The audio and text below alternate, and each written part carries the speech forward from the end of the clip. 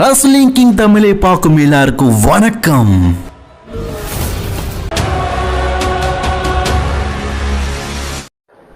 எல்லாருமே இன்னைக்கு பார்த்துருப்பீங்க.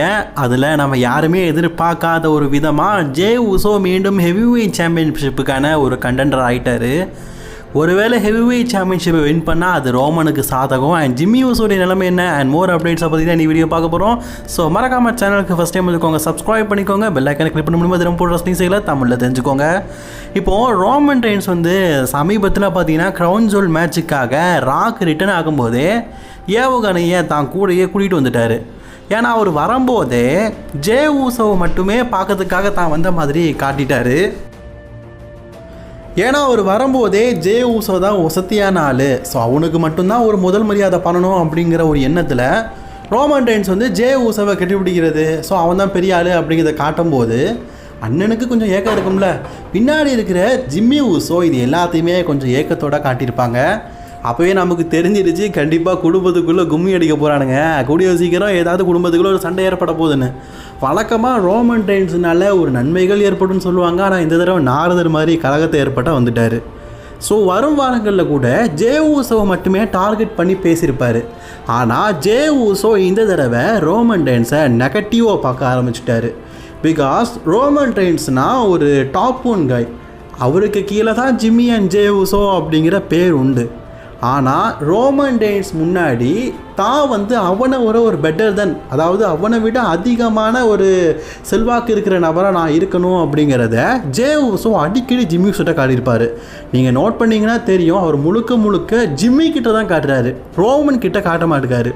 ஜிம்மி ஒருவேளை நம்மளோட பிரதர் ரோமன் ரெயின்ஸ் வரான் அப்படின்னு சொன்னார்னா அவன் எங்கே வரான், நான் என்னுடைய சாம்பியன்ஷிப்பை பற்றி பேச போகிறேன், நான் எல்ஏ நைட்டு கூட இஷ்யூ இருக்கிறேன், சிஎம் பாங் கூட இஷ்யூ இருக்கிறேன்.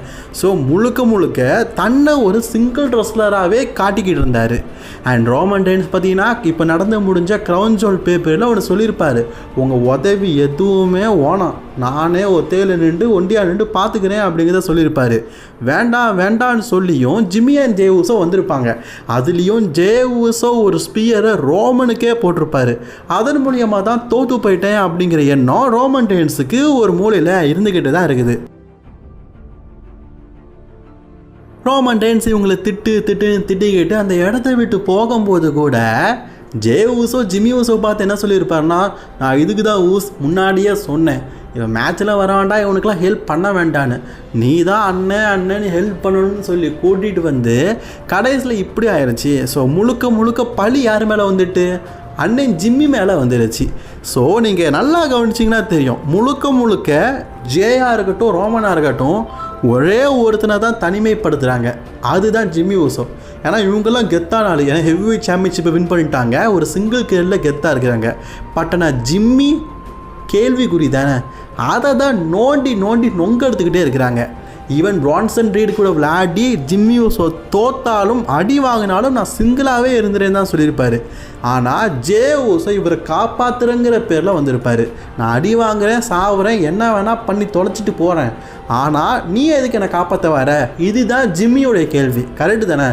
ஏன்னா தம்பி ஜே ஊசோ அண்ணன் ரோமனு அவங்க டாப் காயாக தான் இருக்கணும், டாப் காய் கூட தான் இருக்கணும், இவங்கெல்லாம் பெரிய ஆள் அப்படின்னு முடிவு பண்ணுறாங்க. ஆனால் ஜிம்மி ஊசோக்கான ஸ்பேஸை கொடுக்கவே மாட்டுக்காங்க. ஜே ஊசோவை பொறுத்த வரைக்கும் அவர் ஹெவிவெயிட் சாம்பியன்ஷிப் வின் பண்ணதுலேருந்தே தான் ஒரு சிங்கிள் கரியரில் ஒரு மிகப்பெரிய ஆள், ஸோ தன்னை அடிக்கிறதுக்கு யாருமே இல்லை அப்படிங்கிற எண்ணம் அவருக்குள்ளே வந்துருச்சு. அதை தான் பிரதரான ஜிம்மி கிட்ட அடிக்கடி காட்டிகிட்டு இருந்தார். மேபி ஜிம்மி ஊசோ பார்த்தீங்கன்னா நான் சாம்பியனாக போகிறேன், நான் அடுத்த கண்டெண்டராக போகிறேன், இந்த மாதிரி பேச ஆரம்பித்தாலே அதை டீக்ரேட் பண்ணி பேச ஆரம்பித்தார். டீக்ரேட் பண்ணுறது ஆக்சுவலி ஒரு பழமொழி சொல்லுவாங்க, என்ன தெரியுமா, சின்ன வயசில் அண்ணன் தம்பி 2 பேரும் ஒன்றா இருந்தாங்க, தம்பி ரொம்பவே சேட்டை பண்ணுவோம், அண்ணன் மண்டையிலே கொட்டிகிட்டு இருப்பான், ஆனால் வளர்ந்ததுக்கப்புறமா தம்பி தான் அண்ணன் தரையில் கொட்டுவோம், அண்ணன் வாங்கிட்டு இருப்பான். அது ரச்சமாக தான் இருக்குது. ஜிம்மி ஊசோவை பொறுத்த வரைக்கும் அவர் அண்ணன், ஜே ஊசோ தம்பி, அவர் எல்லாமே சாகிட்டார். ஆனால் தான் பிரதரை டீக்ரேட் பண்ணியே பேசிகிட்டு இருக்காரு. இந்த வாரம் ராலை கூட ஒரு வார்த்தை சொல்லியிருப்பார், என்ன தெரியுமா? நான் வந்து இன்றைக்கி பேட்டில் ராயலில் பங்கேற்று வெற்றி பெற்று நான் வந்து ஹெவி வெயிட் சாம்பியன் ஆவேன், இது நடக்க போகுது அப்படின்னு சொல்லும்போது ஜே ஊசோ ஒரு வார்த்தை சொல்லியிருப்பார். ஸோ நான் தான் வந்து ஹெவி வெயிட் சாம்பியன்ஷிப் வின் பண்ண போகிறேன், ஸோ நான் தான் வின் பண்ண போகிறேன், நீ எனக்கு சப்போர்ட்டிங்காக வேணா இரு அப்படிங்கிற மாதிரி சொல்லியிருப்பார். ஸோ தான் பிரதரால் முடியாதது அப்படிங்கிறது ஜேக்கு நல்லாவே தெரிஞ்சிருக்குது. ஏன்னா ஜிம்மி ஊசோ இது வரைக்கும் சிங்கிள் டைட்டில் வின் பண்ணல.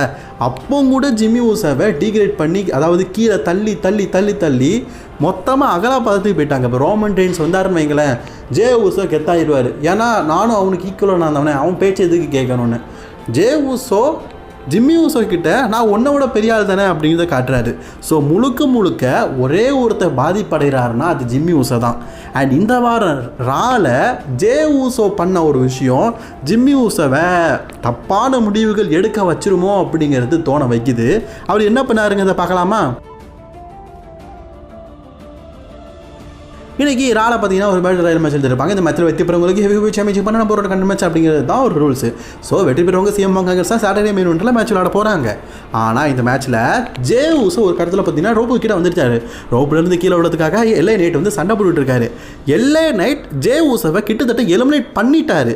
ஆனால் அந்த இடத்துல ஸோ அண்ணனான ஜிம்மி ஊசோ தன் தம்பி எலிமினேட் ஆகக்கூடாது, அவன் தோக்கக்கூடாது, அது மட்டும் இல்லாமல் அவனோட கழுத்தும் காலும் வந்து கரெக்டாக ரோப்பில் மாட்டிக்கிட்டு இருக்குது. இதை புரிஞ்சுக்கிட்ட ஜிம்மி ஊசோ அந்த இடத்துல ஜே ஊசோவை எலிமினேட் பண்ணியிருக்கலாம், ஆனால் காப்பாற்றினார். காரணம் தன்னுடைய பிரதர் அப்படிங்கிற ஒத்த காரணம் தான். ஆனால் இந்த காரணம் ஜே ஊசோ கிட்ட இருந்ததுன்னா கண்டிப்பாக இல்லை.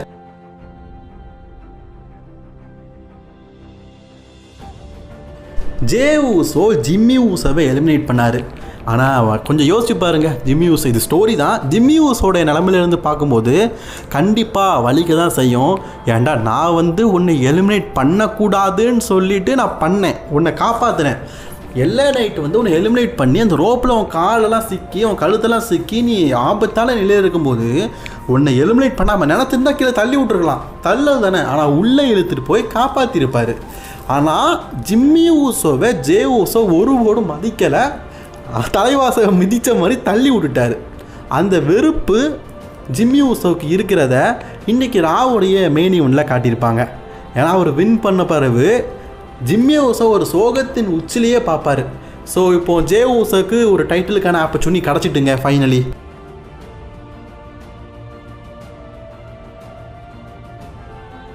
ஆல்ரெடி ஜே ஊசோ ஒரு முறை ஹெவி வெயிட் சாம்பியன்ஷிப்பை வின் பண்ணிட்டாரு. மீண்டும் ஒருக்கா வின் பண்ணணும்னு சொல்லிட்டு தான் நிற்கிறாரு. ஆனால் ஜிம்மி ஊசோவுக்கு கிடைக்க வேண்டிய வாய்ப்பு போயிருச்சு. அது ஜேனால் டபிள்யூபிள்யூ மெல்ல மெல்ல பார்த்தீங்கன்னா ஒருத்தரை ட்ரிகர் பண்ணியே காட்டுறாங்கன்னா அது ஜிம்மி ஊசோ தான். ஸோ ஜிம்மி ஊசோ மேலே நியாயம் இருக்குது அப்படிங்கிறத காட்டுறாங்க. ஆக்சுவலி ஜே ஊசோ வந்து என்ன தெரியுமா, மேட்ச்னா மேட்ச் தான், அதில் நட்பெல்லாம் கிடையாது, பிரதர்லாம் கிடையாது. ஆனால் ஜிம்மி ஊசோ அதை எதிர்பார்க்குற மாதிரி காட்டுறாங்க. இந்த வாரம் ரால கூட மேட்செல்லாம் முடிஞ்சதுக்கப்புறமா ஜேயும் சிஎம் பாங்கும் ஃபேஸ் டு ஃபேஸ் பார்க்கும்போது தாம் பிரதரை எலிமினேட் பண்ணிட்டோம் அப்படிங்கிற கொஞ்சம் கூட வருத்தம் இல்லாமல் நம்ம டைட்டிலை நோக்கி போகிறோமே அப்படிங்கிற ஒரே எண்ணம் தான் இருக்க போகுது. இப்போ சாட்டர்டே நைட் பார்த்தீங்கன்னா சிஎம் பாங்குக்கும் ஜே ஊசோவுக்கும் தான் மேட்ச் நடக்க போகுது. இதில் ஜிம்மியோடைய பங்கு எனக்கு தெரிஞ்சு பெரிய பங்காக இருக்கும் அப்படின்னு நினைக்கிறேன். ஸோ வேர்ல்டு டைட்டில் வேக்கண்டாக இருக்குது. ஸோ இதுக்கப்புறமா டைட்டில் யார்கிட்ட போதோ அதை வச்சு தான் ஸ்டோரியை டெவலப் பண்ண முடியும். மேபி ஜிம்மி ஊசோ பார்த்தீங்கன்னா ஜே ஊசோவுக்கு எதிராக மாறலாம். இதுக்கு முன்னாடி ரோமன் ரெயின்ஸ் பார்த்தீங்கன்னா ஜே ஊசோ தான் ட்ரைபிள் சீஃப் பார்க்க போகிறேன் அப்படின்னு பேசும்போது நான் இருக்கும்போது அவனை தான் நீ பெருசாக வசதியாக கொண்டாடுற அப்படிங்கிற கடுப்பில் தான் ஜிம்மி ஊசோ இதுக்கு முன்னாடி ஜே ஊசோவை அட்டாக் பண்ணியிருப்பார். இப்போ தான் இருக்கும்போதே நீ எல்லா ஹெவிவெயிட் சாம்பியன்ஷிப்பும் எல்லா பட்டமும் உனக்கு தான் வேணும் அப்படின்னு நினைக்கும் போது கண்டிப்பாக மீண்டும் ஜிம்மி ஊசோ பார்த்தீங்கன்னா ஜே ஊசோக்கு எதிராக மாறலாம். அல்லது தான் பிரதருக்கே கட்டக்கிட்டுன்னு சொல்லிட்டு சிஎம் பார்க்க அட்டாக் பண்ணி ஜே ஊசோ கூட சேர்ந்து ஜே ஊசோவை ஹெவி வெயிட் சாம்பியன் ஆகலாம். இப்படி ஒருவேளை Jey Uso heavy weight champion ஆகிட்டார்னா அடுத்த கட்டமாக நான் கண்டிப்பாக சொல்கிறேன் ரோமன் ரெயின்ஸ் ஜே ஊசோ கிட்ட இருக்கிற ஹெவி வெயிட் சாம்பியன்ஷிப்பை நோக்கி வருவார். அதுக்கு அதுக்கான காரணத்தை சொல்லட்டா, இந்த வருஷம் ரெசல்மேனியாவில் WWE பார்த்தீங்கன்னா செத் ரோலன்ஸ்க்கும் ரோமன் ரெயின்ஸ்க்கும் டைட்டில் மேட்ச் வைக்கணும் அப்படின்னு நினச்சாங்க. இப்போ ஸ்டோரி எல்லாமே டெவலப் எல்லாமே நாசமாக போயிடுச்சு. ரோமனுக்கு ஸ்டோரிக்கு ஏற்ற மேட்ச் இல்லை. இப்போ மட்டும் ஜே ஊசோ வேர்ல்டு சாம்பியன் ஆயிட்டாருன்னு வைங்களேன், அடுத்த சேலஞ்சராக ரெசல்மேனியா டைமில் ரோமன் ரெயின்ஸ் வராரு, இதை டெவலப் பண்ணி கொண்டு போகிறாங்க அப்படிங்கிற பட்சத்தில் இது ஒரு நல்ல மேட்சாக இருக்கும். ஏன்னா ஆல்ரெடி சம்மர்ஸ்லாம்லேயே பார்த்தீங்கன்னா இவங்க 2 பேரும் ப்ரூஃப் பண்ணிட்டாங்க. மீண்டும் ஒரு முறை Jey Uso versus Roman Reigns match நடக்கும்போது ரசிகர்கள் மத்தியில் ஒரு வரவேற்பு கிடைக்கும். மேபி ஜே ஊசோ சாம்பியன் ஆனால் 2 வாய்ப்பு இருக்குங்க. ஒன்று ஜிம்மி ஊசோ அட்டாக் பண்ணி ஜே ஊசோக்கும் ஜிம்மிக்கும் பெரிய பிரச்சனை ஏற்படலாம், இதில் ரோமனை வச்சு ஏதாவது பஞ்சாயத்து நடத்தலாம். அல்லது